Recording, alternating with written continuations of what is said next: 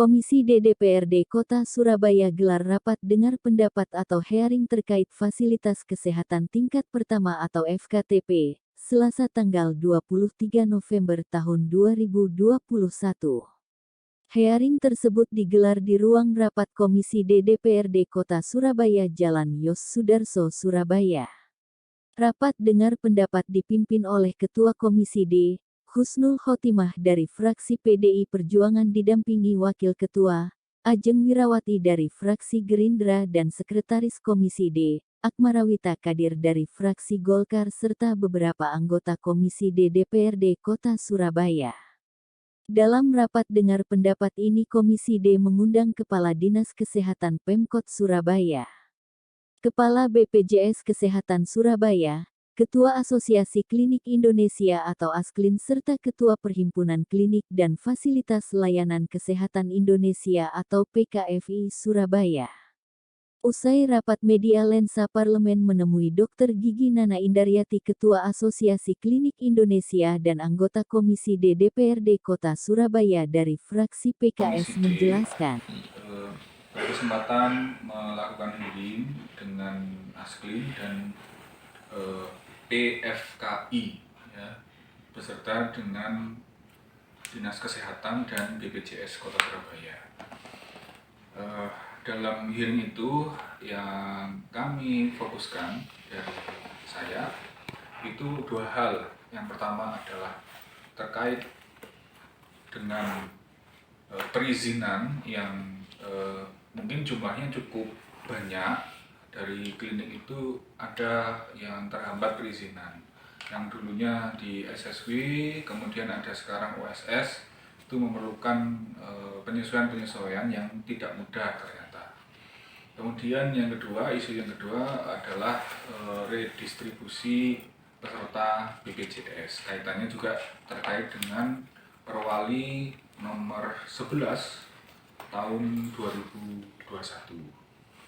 Nah, yang pertama tentang perizinan, rekomendasi kami adalah kami meminta yang pertama dari ASKLIN maupun PFKI agar menyampaikan berapa jumlah klinik yang kemudian dalam anggota mereka yang mengalami kesulitan dalam perizinan. Sekaligus listnya, sehingga seperti yang tadi disampaikan oleh Dinas Kesehatan, kami akan mengawal perizinannya sampai tuntas. Gitu. Karena memang ada yang klinik itu isinya habis di Desember. Kemudian ada yang kemudian habis di bulan yang lain. Tetapi ini proses harus tetap berjalan, jangan sampai perizinan dari klinik itu habis tapi belum selesai dalam proses perizinannya. Maka kami juga yang kedua menghimbau dari Dinas Kesehatan agar melakukan pengawalan perizinan itu lebih lagi, karena seperti tadi yang disampaikan oleh Bu Feni Kadinkes, mereka sudah mengawal dan saya tahu mereka sudah mengawal, tapi memang masih belum selesai sehingga perlu dioptimalkan lagi dalam hal pengawalannya. Kita di sini sama-sama berjuang untuk melayani warga Surabaya di sektor kesehatan, sama-sama berjuangnya. Maka kemudahan-kemudahan atau mungkin bantuan-bantuan dalam menyelesaikan perizinan di OSS yang dibantu oleh Dinas Kesehatan bisa dioptimalkan lagi. Termasuk juga terkait dengan dinas lain di DPM PTSP itu juga dibantu oleh Dinas Kesehatan, juga di DLH mungkin kalau memang ada kaitannya juga dengan dinas lingkungan hidup. Yang kedua tentang redistribusi peserta BPJS. Dalam hal ini BPJS PBI ya, yang didanai oleh APBD. Nah itu memang dalam Perwali itu disebutkan bahwa BPJS yang didanai dari APBD di pasal 6 ayat 5 dan kemudian juga dijelaskan di ayat 6 dan juga ada penjelasannya di ayat sebelumnya di ayat 2 itu menyampaikan bahwa peserta yang berasal BPJS-nya dari PBI yang berasal anggarannya dari APBD itu langsung fasilitas kesehatannya itu kepada puskesmas, dan juga dikuatkan oleh BPJS Kota dalam peraturan di atasnya, Permenkes, dan juga peraturan yang lainnya itu juga disampaikan bahwa untuk awalnya ya anggaran peserta BPJS yang dari APBD itu memang dari Dinas Kesehatan ke puskesmas yang ditunjuk. Nah, apabila kemudian peserta ingin merubah fasilitas kesehatannya, bisa memindah melalui JKN Mobile. Nah, itu boleh. Nah, ternyata boleh. Jadi ada celahnya ketika peserta BPJS siapapun ya, baik termasuk juga yang didanai APBD di PBI itu bisa melakukan perpindahan vaskes melalui JKN Mobile. Tapi tentu dengan syarat-syarat dan ketentuan yang berlaku. Jadi itu hearing kami. Rekomendasi yang kedua, kami juga berharap jika memungkinkan ada evaluasi terhadap peraturan Perwali 11 nomor 2021 agar asumsi pada pasal 6 terutama ayat 5 itu bisa diperluas lagi atau mungkin diperjelas dengan ditambahkan yang tadi dijelaskan oleh BPJS, bahwa memungkinkan kemudian apabila peserta BPJS termasuk yang BPI kemudian tidak puas dalam pelayanannya itu bisa berpindah ke fasilitas kesehatan lain termasuk klinik-klinik di bawah ASKLIN maupun PFKI.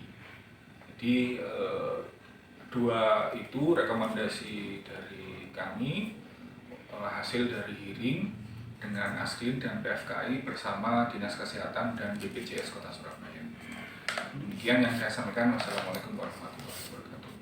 RI melakukan hearing untuk perizinan di klinik-klinik yaitu yang di bawah ASKLIN atau PFKI karena ada kerumunan di sana, dalam arti dengan perubahan sistem dari SSW alfa ke OSS itu banyak kesulitan-kesulitan dan dari Dinas Kesehatan tidak membantu. Jadi awal-awal mungkin dari 3 minggu lalu kita sudah dengan Dinas Kesehatan mulai cair, tapi masih ada beberapa klinik yang masih susah. Jadi karena ada perubahan itu. Terus yang kedua, untuk redistribusi untuk peserta PBI yang kalau di kota lain PBI itu penerima bantuan iuran yang dibayarkan oleh pemerintah baik pusat ataupun provinsi ataupun daerah, kota ataupun kabupaten, itu bisa pindah ke klinik swasta atau FKTP. Tapi di Surabaya itu belum bisa, itu miliknya puskesmas semua. Jadi semua pasien TBI itu diarahkan ke puskesmas. Tapi sebetulnya memang bisa, Dok. Beberapa kota lain bisa. Kalau di Surabaya masih belum bisa. Belum bisa. Tadi hasil dari hearingnya seperti apa? Boleh sampaikan? Belum ada hasil, menunggu tadi dari Dinas Kesehatan maupun BPJS. Nah, jadi mereka masih koordinasi terlebih dahulu untuk mewadahi teman-teman yang PBI gitu. Nah, Dokter Nana, boleh sampaikan, Dok, ada berapa klinik yang dibawa ASKLIN? Kalau klinik ASKLIN 60, klinik PKV 47. Nah, itu dari semua klinik itu memang tadi kan disampaikan terkait masalah izin juga gitu kan. Pengen diharapkan izinnya itu lebih dipermudah gitu. Memang kondisi di lapangannya seperti apa, Dokter Nana? Ini ada sekitar 50% dari klinik-klinik ASKLIN masih berproses perizinannya. Dari situ sekitar 20-an yang baru izinnya keluar. Nah, 20 lagi kan tadi dari 60 itu bukan semuanya klinik pertama, tapi ada yang utama. Jadi kita nggak ngitung utama. Jadi yang klinik pertama sekitar 50. Sekitar 50 ya? Ya, karena ada klinik utama sekitar 10. 50 itu memang yang sudah mengurus izin, yang sudah keluar izin ada 20? Ada yang masih punya izin, jadi belum mati. Yang mati mulai tahun kemarin sampai sekarang sekitar 40-an. Yang berproses ini 20. Yang berproses 20. Saya belum pasti nih, tadi baru saya WA teman-teman dari klinik. Bener berapa sudah, mulai hari ini berapa yang sudah berproses, tadi masih ngisi sekitar 10 yang sudah benar-benar selesai. Dari 30 tadi kan 40, berarti yang 30 tadi ada yang belum.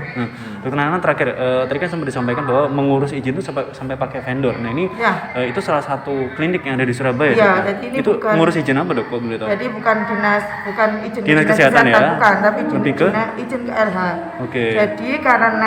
Jadi sistemnya begini, jadi di klinik itu ada beberapa klinik, misalnya IMB, TPS, IPA dan sebagainya. Jadi yang ada beberapa setelah IMB, jadi UKL, jadi SKRK, itu nanti ada UKL UKL itu dokumen di bawahnya dokumen ini dinas lingkungan. Jadi ada UKL itu dokumen, izin UKL ada izin lingkungan sendiri, izin TPS tempat pembuangan sampah, sama izin IPLC.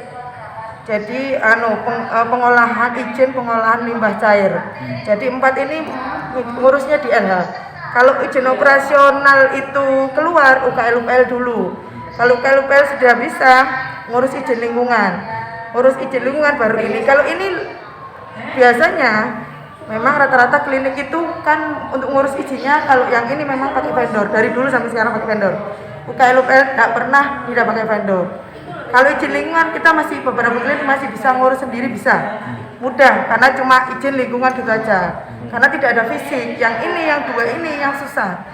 Izin TPS ini, jadi di tiap klinik harus ada izin TPS. Lah izin selain fisik harus berizin. Yang izinnya ini kita kan ngurus LH.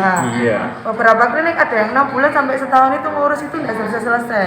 Jadi Vertek itu ada orang LH yang datang, orang pertama si A misalnya, kurang gedungnya kurang seperti ini, tempatnya ukurannya kurang gini lah, itu sudah dibenarkan. Waktu datang Vertek yang kedua beda lagi yang disalahkan, jadi merubah lagi. Nanti yang ketiga juga gitu, orang LH ya, saya bukan ngomong dinas kesehatan tapi LH. Jadi beda lagi lah. Ini kan kalau dipingpong kayak gini kan klinik tidak selesai, padahal antara 1 dan kedua ini lebih dari 1 bulan. Bisa jadi 2 bulan ke sini, 2 bulan ke sini, bisa jadi. Jadi minimal dia harus 3 bulan minimal. Rata-rata tiap klinik minimal 6 bulan itu harus izin. Nah, dan 6 bulan kan ruwet. Kalau ruwet kan akhirnya kok nggak selesai sih, kok salah terus. Akhirnya otomatis pakai vendor dong. Itu lebih cepat. Iya, lebih cepat. Tinggal bayar. Harusnya kan nggak bayar TPS dan IPA. Sama dengan tadi kalau saya ngomong TPS, IPAL itu juga fisiknya IPAL lebih mahal. Ada klinik paling murah IPAL itu izin pengolahan limbahnya itu fisiknya aja. Itu 30 juta, itu paling murah 30. Ada yang klinik sampai 100, ada yang 90. Ternyata dia kan jadi dia punya vendor untuk bikin, terus ngurusnya ke orang lain. Ternyata juga tidak mudah, butuh waktu juga dan butuh biaya juga. Ini tadi yang TPS itu 6 jutaan tahun kemarin, yang sekarang ini bisa naik sekitar 8 juta. IPAL-nya juga sekitar segitu, 6 sampai 8 juta. Itu bisa selesai 1 sampai 3 bulan. Karena kan lama itu kan akhirnya kan males klinik kok lama udah selesai loh. Padahal kalau dia tidak segera menutup izinnya tidak selesai, dia dikat sama BPJS toh. Kalau dikat sama BPJS kapitasi hilang nggak ada pendapatan, jadi kan nol. Itu maksudnya di situ. Dokter Nana, berarti izin dok, sebelum selesai semuanya perlu di-review lagi dok, ada berapa izin ketika misal saya mau punya klinik, itu harus memenuhi ada berapa izin dok? Yang pertama? Oh ada banyak mas, nanti yang kalau 5 tadi? Bukan, itu ada, kalau Surabaya itu ada 30 lebih izin itu. Jadi kan nanti bisa WA saya, tak kasih izinnya itu apa saja. Yang ini tuh sebagian kecil dari 30 lebih tadi. Jadi ada persyaratan yang ada sebelum sampai izin TPS paling ada izin di atasnya lagi. Yang pakai vendor tadi harusnya yang harus pakai vendor ya dalam yang TPS sama IPAL. TPS sama IPAL. Iya, kalau nggak gitu itu akan dipimpong. Iya. Padahal harusnya nggak usah pakai vendor, kita nggak bayar berarti. Kalau di nggak pakai vendor, beberapa kota lain itu nggak pakai vendor masih bisa. Gratis. Gratis, lo harusnya nggak ada perdanya kan? TPS IPAL itu nggak ada perdanya loh. Jadi di Surabaya pun sebenarnya juga gratis. Sebenarnya gratis, perdanya nggak ada. Oh benar. Iya. Siap. Nggak ada perda. Jadi harusnya gratis. Mungkin Bu Risma bagus ya mengarahkan supaya gratis. Tapi kenyataannya susah di lapangan. Diberitakan oleh Nur Afni, reporter Bambang Lensa Parlemen.